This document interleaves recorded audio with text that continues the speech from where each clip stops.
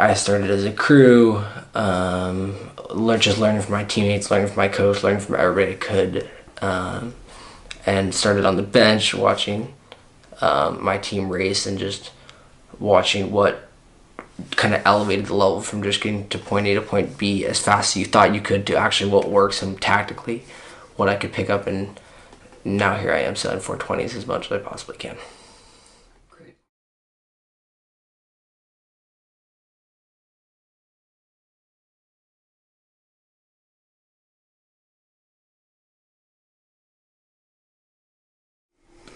Probably my favorite conditions would be anything past 18 in a 420. Anything past 18 really can drop the bow down. My career can get really flat out on the wire and just plain, and we just rip and just go fast.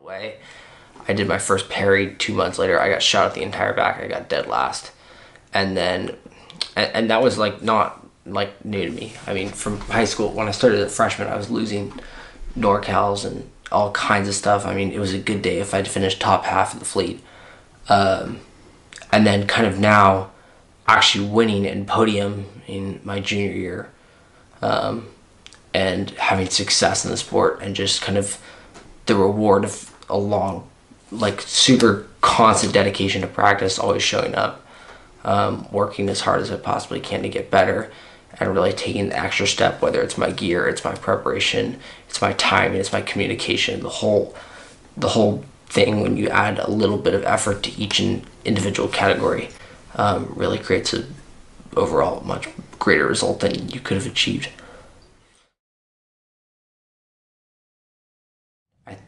There's this moment that happens to a lot of sailors where you see something.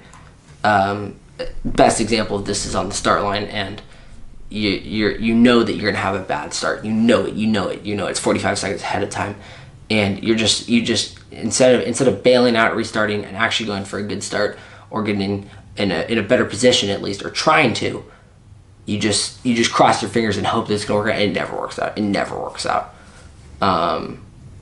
And that's what I think that kind of summarized my losses today, was seeing things ahead of time and just not acting on them. Especially during mark roundings, I wasn't getting on the inside. I just wanted to have a clean rounding, and I didn't want to have to just really get in there, and I should have got in there, and that's probably where I took the biggest losses. Good was just pure boat speed, especially upwind. We were going really, really fast in all kinds of wind conditions. If not the fastest boat out there, upwind, just purely in a straight line. And I think that's just been a lot of good practicing in the boat, really finding the right mode for the right wind and the right pressure and the right wave height. And that was really rewarding because it allowed us to make a lot of gains.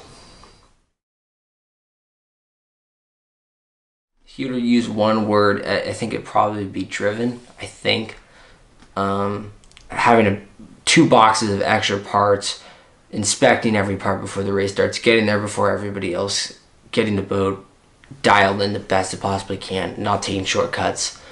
And I think that's one thing that my coach admires and is well aware that I do. And I think that's one thing that helps me out.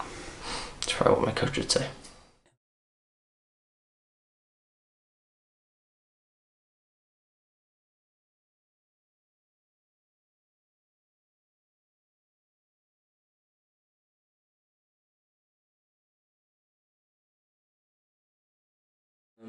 If what I would want my future college coach to know about me, I think one thing is that if you look up my name and you look at my results, they're good, they're not fantastic, but I think the most important thing to keep in mind is the actual just progress and how big of a difference is changed. And I think that it's much greater than the majority of the sailors around me, just to be completely honest.